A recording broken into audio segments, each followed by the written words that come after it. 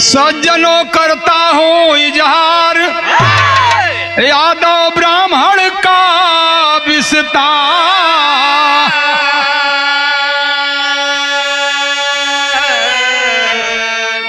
तो एकदम सीधा यादव पाड़े होशियार।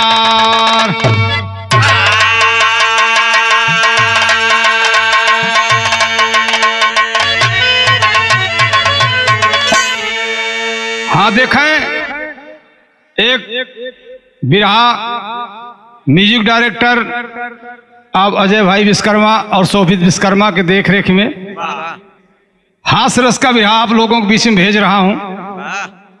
हमारे साथ संगत कर रहे हैं साथी कलाकार और हम भी मेहनत कर रहे हैं। हमें पूरी उम्मीद है कि आप लोग को यह बिरहा जरूर पसंद आएगा। एक यादव और एक ब्राह्मण, अच्छी खासी दोस्ती थी। यादव बड़े सीधा और पंडित जी तनी होशियार और लालची किस्म का।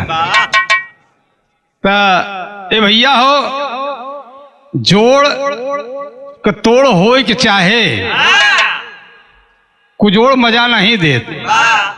और एकदम ये सारा संसार जाना था कि भाई का धन भाई खाए के सुखी न रहे, संगी का धन संगी खाए के सुखी न रहे। तो कवि जी टेरी की लाइन में लिखा था मास्टर,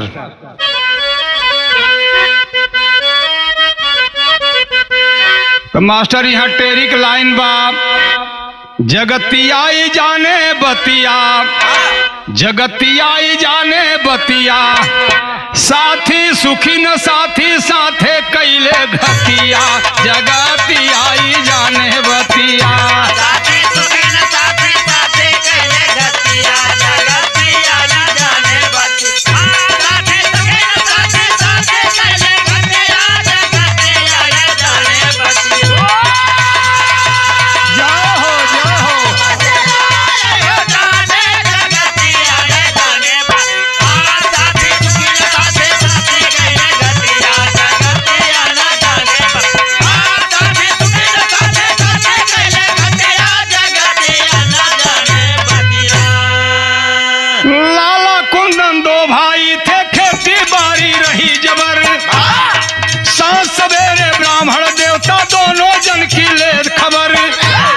यादव जी के धन दौलत पे पाड़े जी की रही नजर।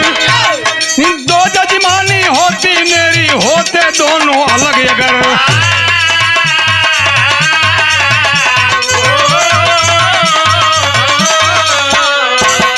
ए भैया, एक यादव परिवार, दो भाई, यादव में बड़ी एकता और दोनों जने के दुल्हन में बड़ी एकता। और जे उनके यहाँ कथा भागवत कथा पूजा बियाह शादी करावे पंडित जी, अब उनके धन दौलत पे उनकर निगाह लगे अगर दोनों अलग होते तो हमार दो जजमानी होत। तो पाड़े झगड़ा रहे लगाई, तो पाड़े झगड़ा रहे लगाई, अरे शकुनी वाला रोल निभाई हो। जगतियाई जाने बतिया, तो दूजई अरे दूजा करवावई भाई में फूट मतिया। जगतियाई जाने बती,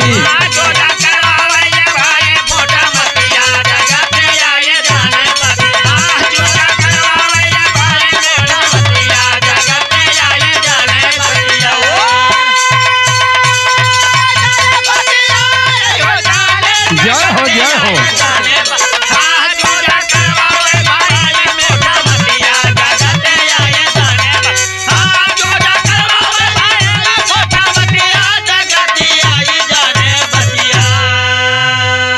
उसी गांव के एक सुकुल थे पाड़े को बोले फटकार, क्यों लड़वाते हो भाई, इनमें बनते हो बड़का होशियार। छले और कपट का पैसा पाड़े लेके डूबेगा मझधार। करो कमाई ऐसा कुछ की सुखी रहे पूरा परिवार।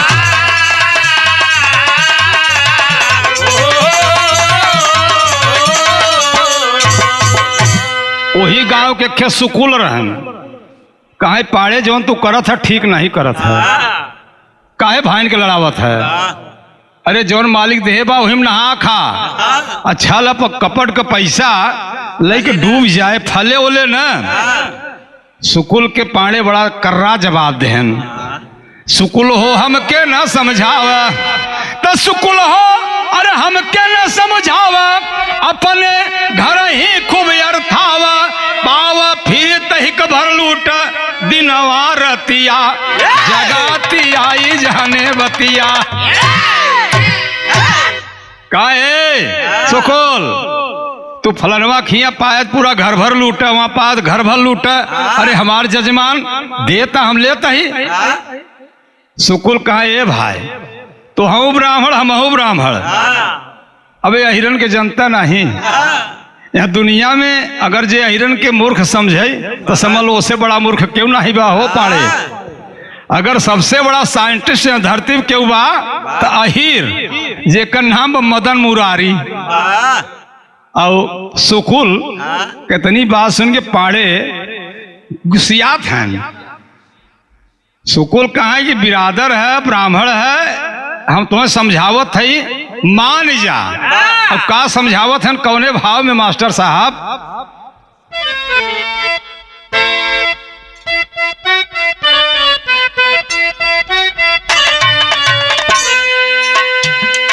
गौआ के यारी बाबा सागारा खाना वाले,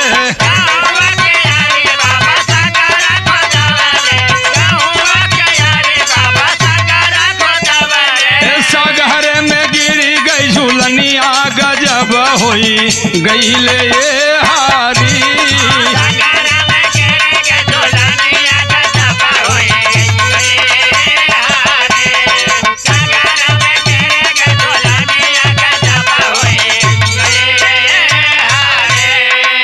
धुन रही यही भाव में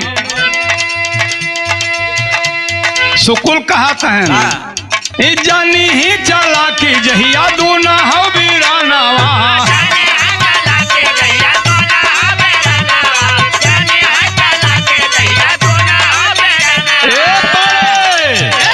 जौने दिन दोनों भाई तोहार चलाकी जान जही, अरे ठेल जही पीछावा से हुरिया अहिर से रहा दुरिया ये पाड़े।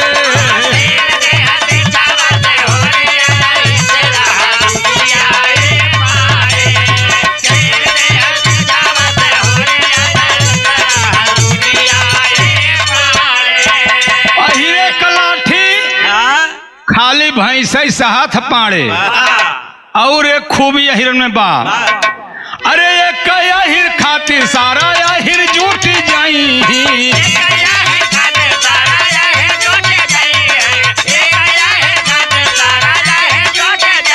अरे नोच लई है मुड़ावा के जुरिया अहिर से रहा दुरिया ये पाड़े।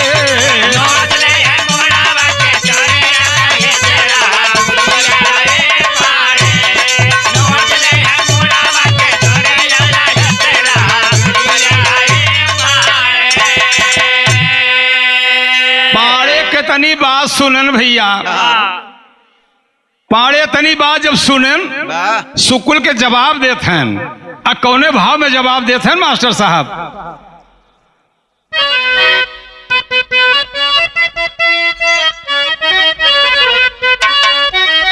बड़ी पुरानी धुनबा कि रतियां होले गरमिया ना डोलई पवाना वाना।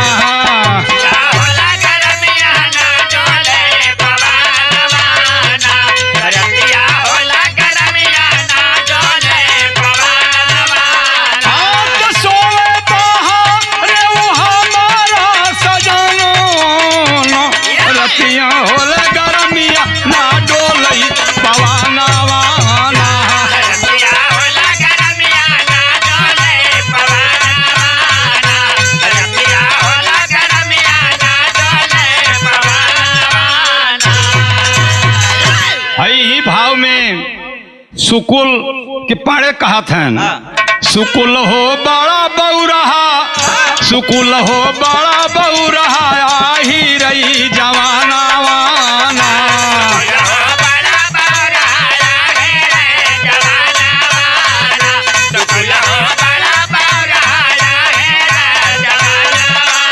हाथ आगे धर्म कर्म में जानिला जहानो वाना, सुकुल हो बड़ा बऊ रहा, अहिरन के जवाना वाना।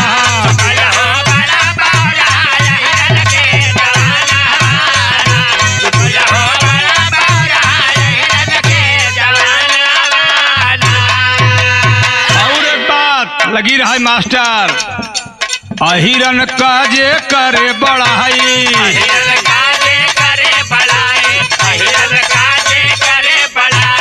ए सुकूल इतनी बहु रही अहिर के जात होत न, अगर इनका बड़ाई करब तो पेटे में निकाल के खियाई दही। अहिरन काजे करे बढ़ाई,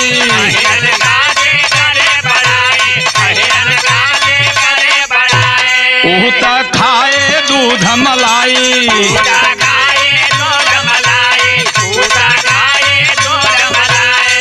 तो हम हूँ अरे फने बाटी हाई फनानो ना होला, बड़ा बऊ रहा अहिरन के जवाना वाना।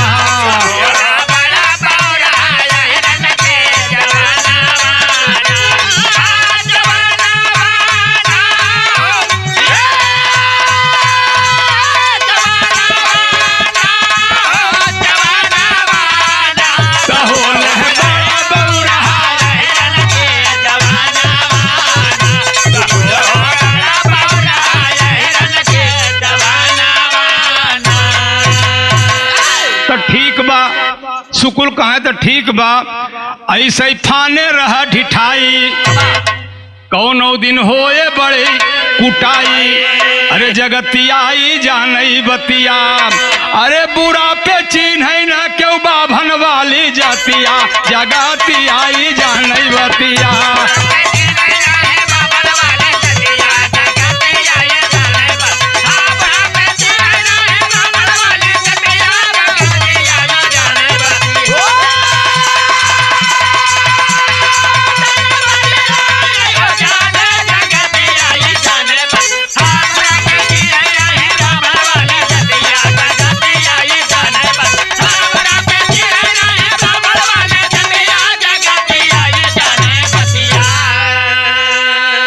पाड़े अगर तुम्हारी यही इच्छा न तो अपने मन का करत रहे। एक बात जान ले, बुरा बा अगर ब्राह्मण तो क्यों चिन्हत नाई न, वो जमाना चला गया कि उनका धोती आकाश में झुरात रही। बाभन मारे हत्या बा, ब्रह्म दोष बा, लेकिन आज अगर बाभन बुरा बा तो सब मिलके कूट देता। जब तुहार मन कहे तो कर, पाड़े कहे ठीक बा तू अपन कर, हम अपने मन का करत हई। सुकुल तो अपने घरे गए रामदेव भाई, और पाड़े कहीं अब्बे चलते लाला यादव के घरे। और जब लाला यादव के यहाँ गए यहाँ तरज बा मास्टर,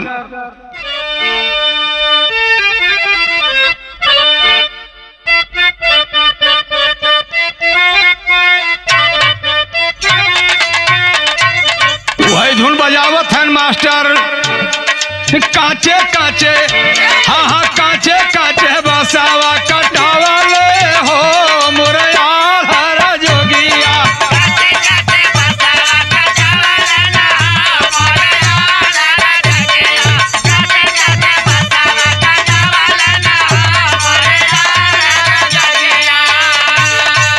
बिरहा के लाइन में कि यादव घरे हाँ हाँ यादव घरे पहाड़े जी आए हो, मिली यादव की दुल्हनिया।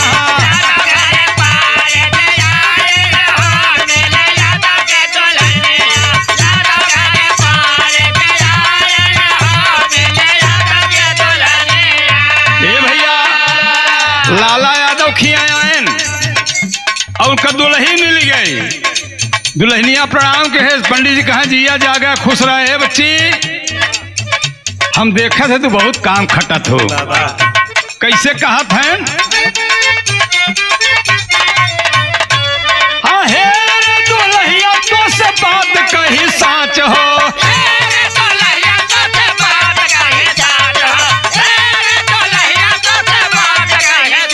अरे कई बा बेटवा तोरे छोटा की के पाँच हो।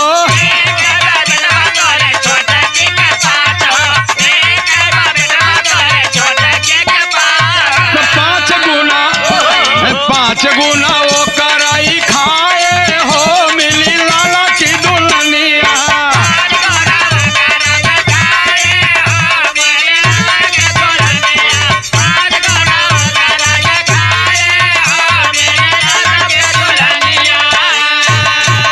लाला के दुल्हन से पाड़े कहें दुल्हना हम देखत है आजकल तो रात दिन खटत हूँ, खट के मरी जात हूँ। कहाँ का करी घरे का काम काज में है महाराज।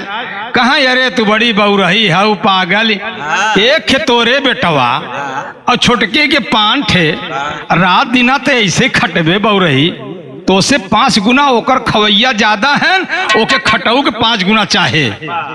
दुल्हनिया घोघटे दरे मुस्कान चांद बाबू पाड़े सोचन तीर निशाने पर लग गई है। बात बन जाए। अब पाड़े वापस गए। हर दुल्हनिया सोचा था अपने मन में का सोचा था कौने भाव में सरकार।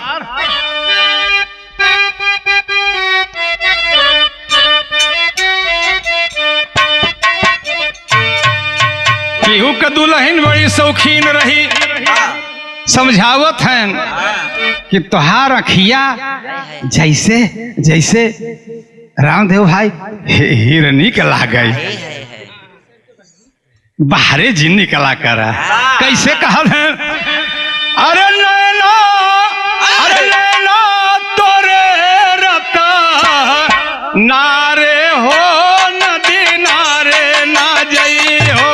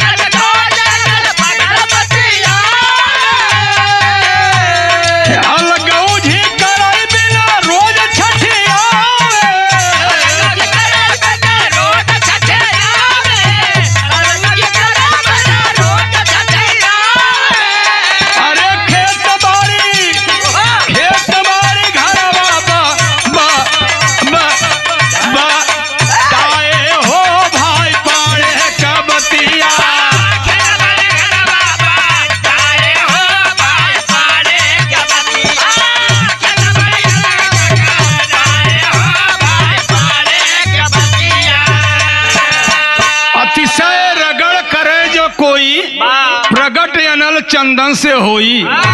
धीरे धीरे एक एक बात बोलत कान भरत 4-6 महीना में अलगौजी हो गई। पंच लोग आयन सब कुछ बांट देहन। लाला के दुल्हन बड़के भैया को अलगौजी चाहते ही रही।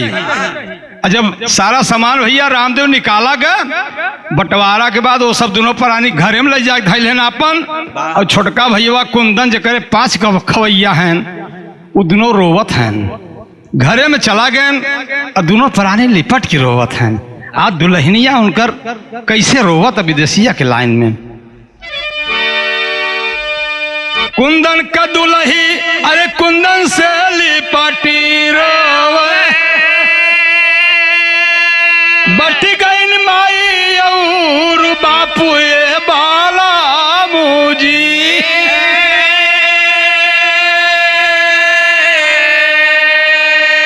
आज दुल्ही सैया का कुआरी भर के रोवा था।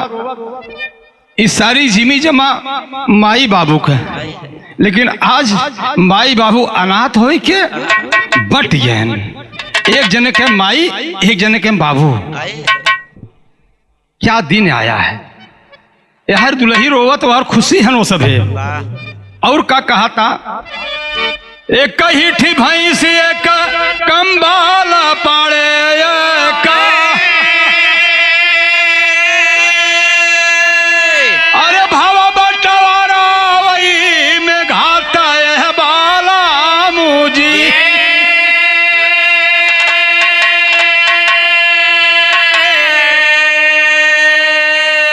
भैंसी में जिद कई के बड़ा काली ही नहीं आगे,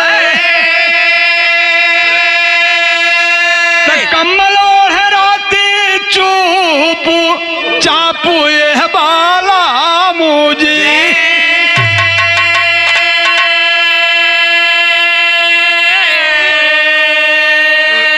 रामदेव भाई दुल्हनिया कहा था, माई बाबू बटियन एक खे लगेन भैंस रही ताजी बिया ओकर जोड़ नहीं रहा, जेकर जोड़ रहा ते बटा भैंसी जोड़ नहीं रही। बड़का जिद कई के भैंसिया आधा आधा बटवाइन और पीछे के भाग अपना ले लिहिन, आगे के भाग हमें दे दिहिन। बोला सैया हम दिन भर चारा खियाई और सुबह शाम दुहाई, उनकर एक लड़का खाए, हमार 5 लड़का देखें। धीरे धरावत हन कुंदन की, शांत रह भगवान सब दुख दूर करे। कहीं और सब बटा एक के कमरा रहा मजबूत, ओकर जोड़ नहीं रहा, ओके अपना राती कोढ़त है। ठंडी के महीना में हम 5 लड़का लेके जड़ाब और ते और पाड़े के आधा आधा बटा, आधी भैंस आधा कंबल, तहिना भाग बड़कवा छोटकवा बावा, आधा आधा सेवा हो। तो कैसे कहा था, रचक बजवावे के मन कहा था, अरे दाया अंग पाड़े जी का जेठा जेठानी ली है, अरे बाबा हम पाए आधी सप ए पाला मुआ।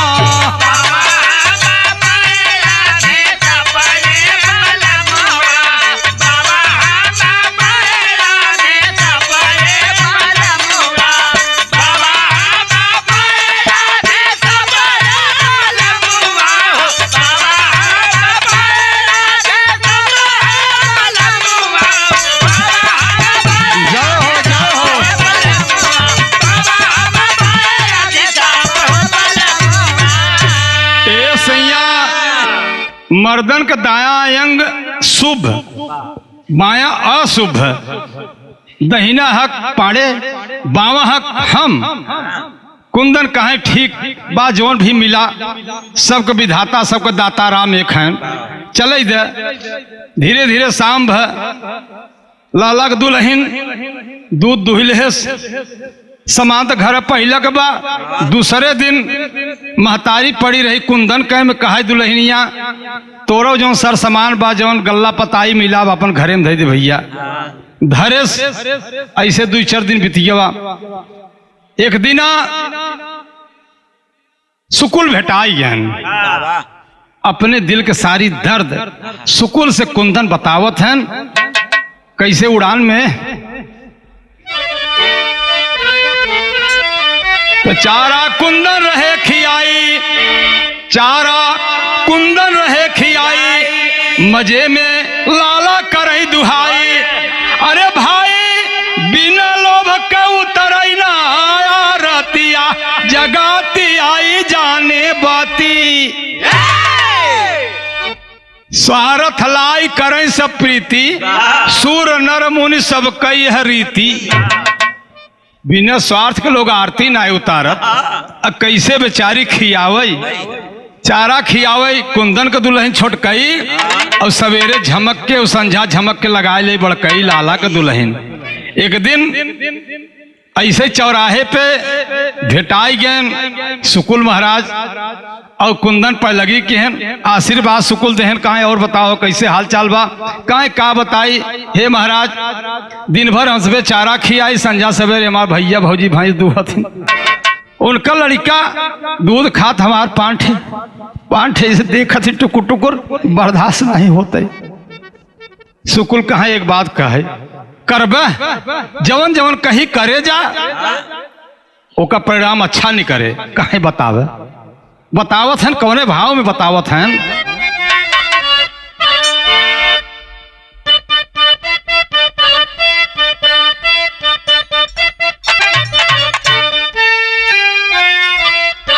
धुनु है बा कहीं होवे ना मोहल्ले में हल्ला की वेड़िया न खटकाना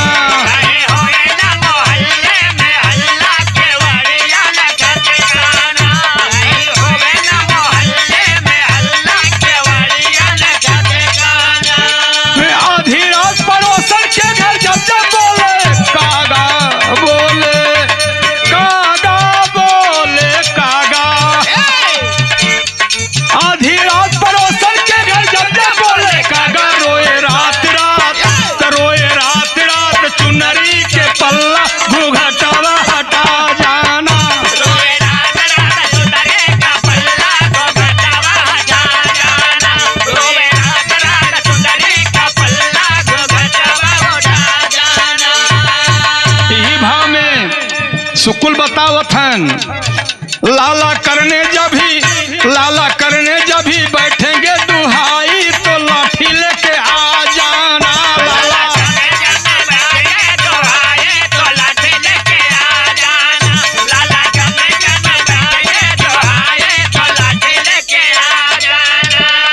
आगे भाग तुम्हारा मारो हो दर्द ज्यादा ज्यादा ज्यादा रे ज्यादा।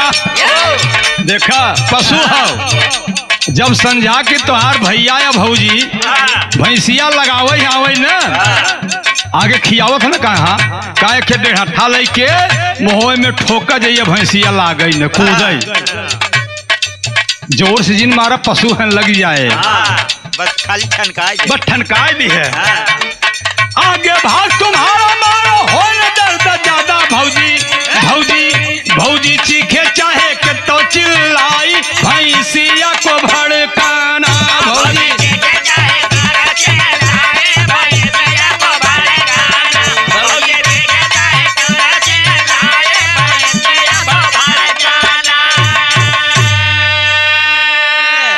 आयन घरे खुशी खुशी अपने दुल्हन का ए पिंटू कम्मी ऐसे ही हमके सुकुल बताए न करबू अरे कहे मोरे सैया अरे ये कहा था इतना बहुत बढ़िया लहन पहले हमारे खौके ना आई फिर कहे वह कौनी काटन मजेदार संझा की लाला का दुल्हन देह मर कहवा काजर गोड़ी में रंगना पायल पहने छाम छाम छाम आइन पड़वा बिहान रही छोड़ीन पड़वा वही सगरी खूटा बांधी पड़वा मारी बल्टी से जब दू छाप से दुई धार तो लाला को दुल्हन निकली गोदी लेकर औ कहा था हर जाई ऐसा कौनो न करे हमें भैंस लगावे दे भैंस लगाए ले करे बाद ओकर जौन मन हो तवन करे कुंदन दुल्हन कहाई दिन भर चारा खियाई थे धोई थे माजी थे हमार हक में हमारी चाहे जवन करी कौनो राणे के का जाता लाला दुल्हन कहाई अगर ज्यादा बोलबू तो ऐसे लतवई डाल दे कुंदन दुल्हन कहाई हम कौनो हर जाई से कम है का हम समय ओलिया जा अब बात भैया भाई झोटी ऊपर बड़ी लड़ाई भाई गाँव वाले जुट गए कहे का बात सारी माजरा समझे न कहे यार तो 8 दिना तू दुहा खा 8 दिन वो दुहा ही खाए और सही कहा तो दिन भर चारा खियावे और 5-5 लड़का ओकर रास्ता देखे दूधे के ये कैसे चले मजबूर हो के बंटवारा भाई 8 दिन आज जब बंटवारा हो गया सुकुल आए रहे सुकुल इशारा कहें कुंदन के चलर चा हमारे दुआरे देखे और कथा बताई तो दुआरे ले आई गए सुकुल देखे लग गए पीछे पाड़े कहे तो यहाँ कौने भाव में बा भाई है देखा अपने चांद बाबू तुहार उम्र बहुत हो 30 साल अगले जन्म के 20 साल 50 साल धैल 50 साल के पहले एक ऐसा कलाकार इस धुन को गा रहा था जो परिचय का मोहताज नहीं है।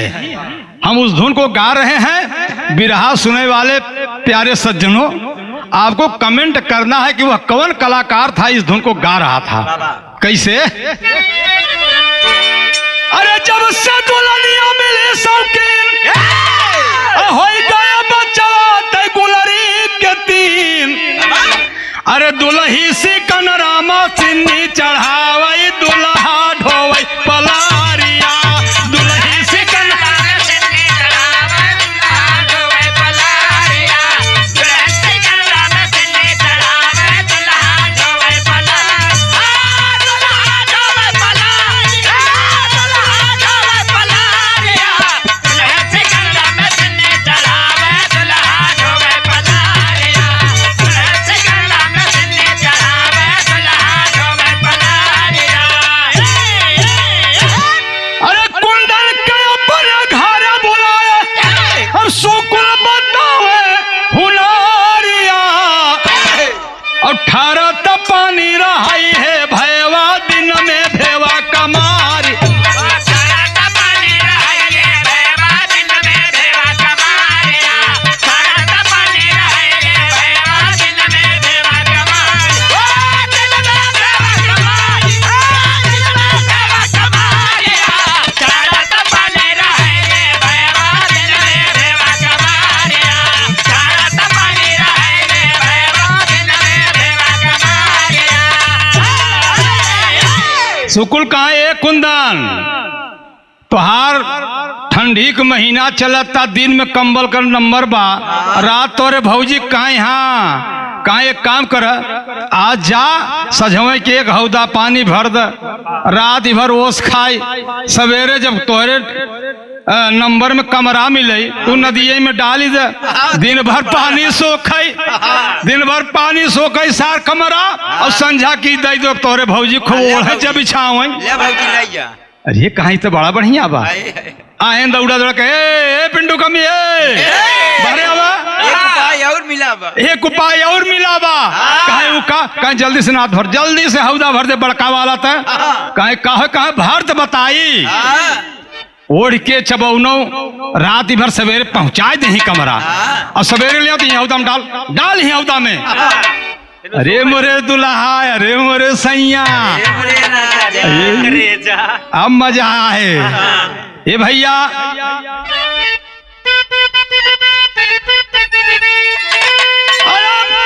पूस महीना थर थर कांपे, अब ठंडे से बाबू शरीरिया।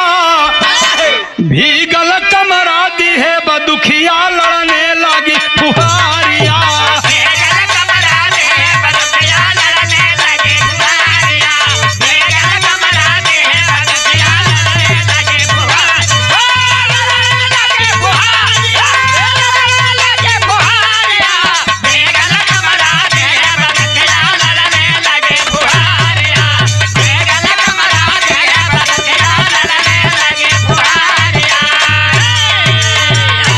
सजवई की कम से कम 5 से 6 बाल्टी पानी वहां हौदा में आवत रहा। कुंदन का दुल्हन पानी भर देहस और पूस के महीना रात भर वो खाए ठहरत रहा। सवेरे लिया जब कंबल दिहीन और लई वही पानी में डार देहस। संझा के टाइम जब उनका नंबर आए तो कमरवा भिजता ऐसा ही पनिया चुअत लिया के दे देहस। ला दीदी ओढ़ा और लालक दुल्हन का दिन काल्हा की हर जाई कहनी का फाने बा। ये हर जाई कहनी का फाने बा। अरे काल भैंस आज कंबल। कुंदन दुल्हन कहा जौने हर जाई के नेवर लागे अपन जौन मन तवन राति भर करई। हम अपन अपने टन में चाहे भेई चाहे ओढ़ी चाहे जवन करी। कमरा फारे नाई है कमरा में भेई और चाहे झुरवाई और वो कोनो हर जाई हमें सवेरे चाहे भे के दें चाहे झुरवा के दें का फर्क बा। इतने पर वो हर सुगरियात हसी गरियात फिर भिड़ गए। अरे बाप रे बाप पर झोटौबल भाई गाँव कहे यार इतना सुल्ला से तू सवेर है दोनों भाई में कभों झगड़ा ना है भाई, दोनों देहरानी जेठानी में कभों झगड़ा ना है भाई।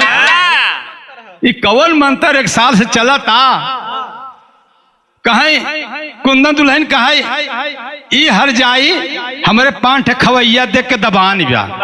हाँ एक पहले हम ठीक रहे, कहे तो हमें का बा कमरवा भेऊ का है। अरे कहे हम दिन की पाए है घाम वैसे भाबा, हम माने हम भेई चाहे जवन करी, ई थोड़ो पंचायती में भरा कि झुरवाए कमरा देवाए। पंच कहा यार गांव कहे तो बतिया तो ठीक ही कहा बा, अपने नंबर में चाहे जवन करे, अपने नंबर में चाहे जवन करे, इनकर का जाता। तो कहे लालक दुल्हन से कहे यह 8-8 दिन बंटवारा कह ले जा, यह 8-8 दिन कैले 8-8 दिन रामदेव भाई अब कमरऊ ये ओढ़त हन भाई दुहत खात हन सुकुल कहा ए कुंदन अब एक जने रह गवा है पाड़े तो बताई पाड़े को दाव बताओ कैसे बताओ थे कौने धुन में।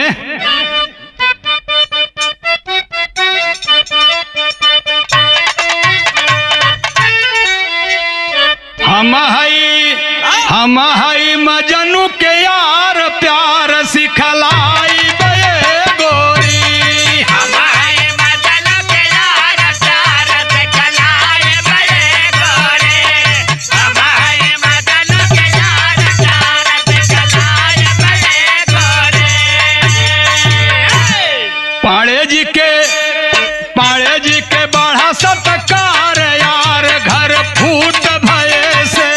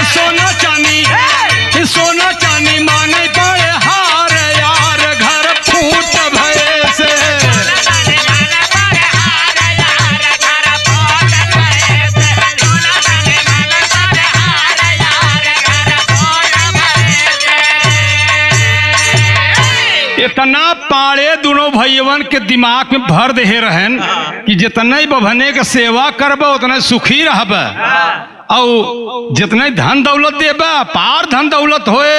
अगर सुदामा का चावल कन्हैया न खाए होते तो कैसे दौलत मिलत, अगर धरती के आप विसार न डलबा तो कैसे अन्न पैदा होए, अगर बभने के तू दान दक्षिणा न देबा तो कैसे बढ़ब, और अगर शरीर से सेवा करब तोहार माई बाप स्वर्ग में उन्हू को मालिश हो यश भर देहन ताव कुमारी दहिना गोड़ दहिना हाथ लाला मी जाई, बावा गोड़ बावा हाथ कुंदन मी जाई। अब पाड़े ठाड़ से राजा पोष के महीना में घामे सोई कड़ू के तेल लगाई के मऊज पापड़ में कहा नाम बा।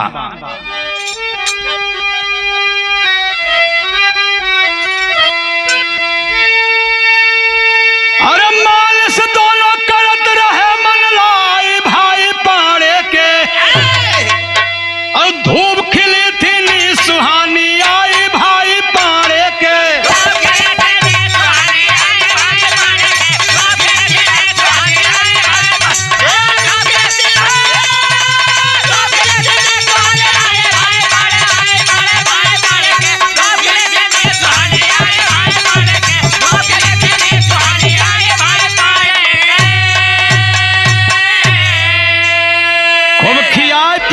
दूध दही और दोनों भाईवन पाड़े जी के अपने दुआरे माचा बिछाई दे तख्ता बिछाई दे, दहीने कहती लाला बाएं कहती वो मिल जाए जब तक पाड़े सोए न जाए।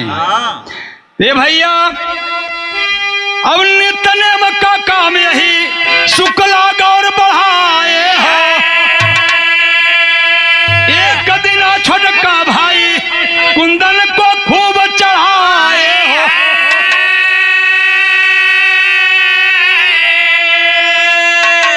एक दिना कुंदन के सुकुल कहे कि यार तू दोनों भाई बड़ी मालिश कर था पाड़े का। कहे पाड़े बताए हैं कि अगर शरीर से सेवा करब तो माई बाप स्वर्ग में रही वहां लक्ष्मी चंवर डोलाई ही। कहे अरे यार वो बाभन छोड़ दे, आकाश में धोती झुरात रही सुखी रहा खोत एक मंत्र हम बताए वो करे। कहे कवन बतावत हैं। अरे लाठी लाठी लेके मारा कौनो दिन धाई भाई पाड़े के और निकले न मोहवा से बाप माई भाई पाड़े के। कहा एक काम करे, एक आध दिन बलभर लठियावा पाड़े के गरीब पड़वा हट जाए तो हरे घर से तो दोनों भाई ठीक हो जावे। सुकुल के बात सुन के कुंदन बिगड़ के हाथ तहार के हट बहने के मारब गलत बात इतना सेवा करी थे। अरे कहा सुखी रहा खो कर कहा काम ना हो बहने के न मारब। कहा अच्छा ठीक बा न मरब। कहीं ना अच्छा कहीं बाबा गोड़ तू मीजा था। कहीं हाँ कहीं दहिना मीजा थी। कहाँ दहिना गोड़ हाथ अब गौझी बा। कहीं हाँ कहीं चल दिखाई चल हम दिखाई पाने करत इनका अलियाई के आयन लाला सुकुल कुंदन के नींद में दाया पैर विप्र बाएं पे रहे चढ़ाई। बावा गोड़वा पे अक्सर लोग सोई जाते थे गोड़ उठा के गोड़े बधाई लेते तो बाएं गोड़वा पे एकदम गहरी नींद में पाड़े सोवत हैं दहिना गोड़वा उठा के धरे रहे। कहा देख सुकुल कहा देख देख कुंदन तोरे वाले गोड़े पर गोड़ चढ़ाए हैं। कहीं तो सही कहीं तब मार। और नींद में दाया पैर विप्र बाएं पे रहे चढ़ाए हो और नजर पड़ी कुंदन का बाबू लाठी लेके दौड़ा एक लड़का 35 साल 40 साल बारे जवन लाठी एक लाठी में तड़ाक से दहिना गोड़ टूट गया लागन पड़े चिचिया हो ये भैया का कुछ न एक न मानब हमारे गोले चढ़ा रहा सारी। हाँ एक न मानब ये हमारे गोड़ चढ़ा रहा। अरे कहा भाई हमारे दोनों गोड़ कदा वो हमारे हिस्सा बाबा तो तुहार गोड़ रात मीच कसना ली है ये हमारे गोड़े चढ़ावा। अरे अब पाड़े परेशान तब से चर्चा लाठी दे दे हथवा टूट गया बाबा। अच्छा हथवा टूट गया तो आल्हा के लाइन में कहनाम बा। अरे सोरगुला भावा झूठा गाँव के लोग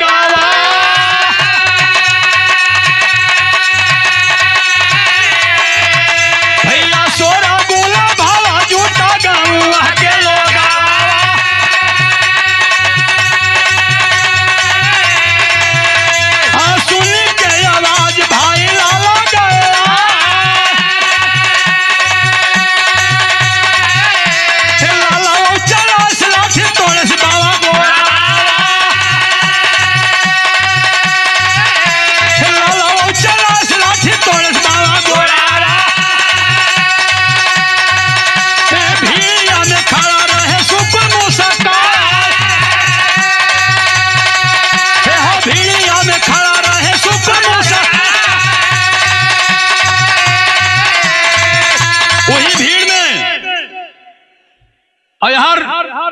जब गोड़ टूटा शोरगुल भा गाँव जुटा लाला गहन काम करत हन खेते में और लड़का जाके बताए हे बाबू हे बाबू हे बाबू आज छोटका दादा छोटका काका अपन वाला गोड़ तोड़ देहन अपन गोड़ तोड़ देहन। अरे कहीं अरे कैसे अपन गोड़ तोड़ देहन। अरे कहीं पाड़े के दहिना वाला गोड़वा दहिना हथवा कका तोड़ देहन।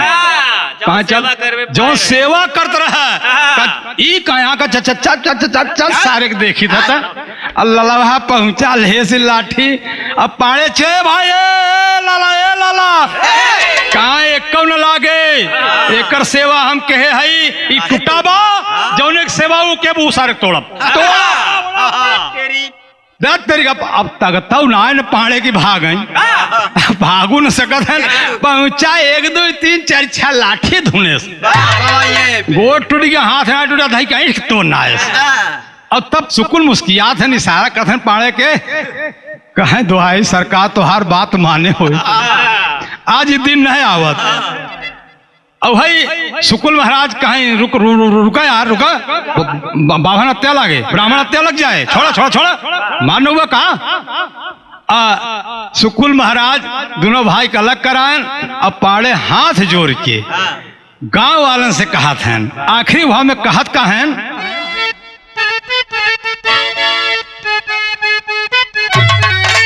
अरे नफरत के आगे ना लगी हबीरा ना, तो कब हूँ भाई से भाई ना लड़ई हबीरा।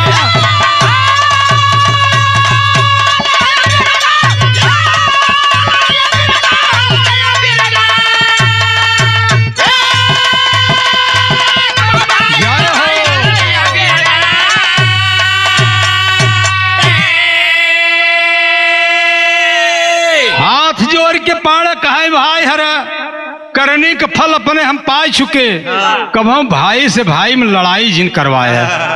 ज्यादा लोग पुरानिया कहा था चलाक चार जगह बुढ़ा थी, तो बुद्धि अगर भगवान दे हैं तो अच्छे जगह इस्तेमाल कर, तो बुद्धि विधाता का देना हवाई सथिया, और ज्यादा होशियारी पे बिगाड़ जाए बातिया।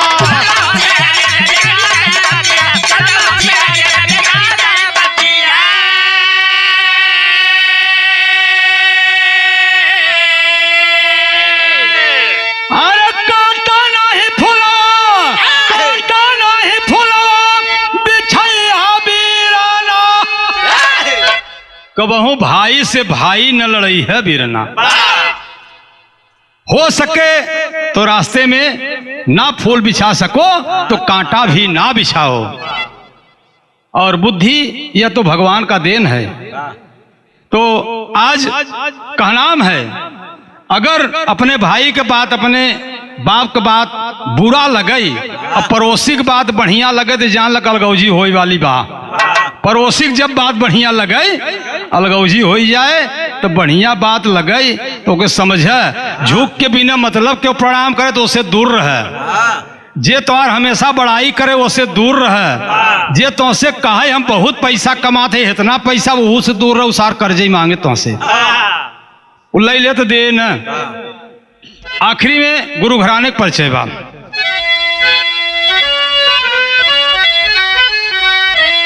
स्वामी राम ही सीताराम लहुरी, गुरुवर राम किशोर, तो रामराज धर्मराज बिरहा में हुए विभोर, जगतिया जाने बतिया यादव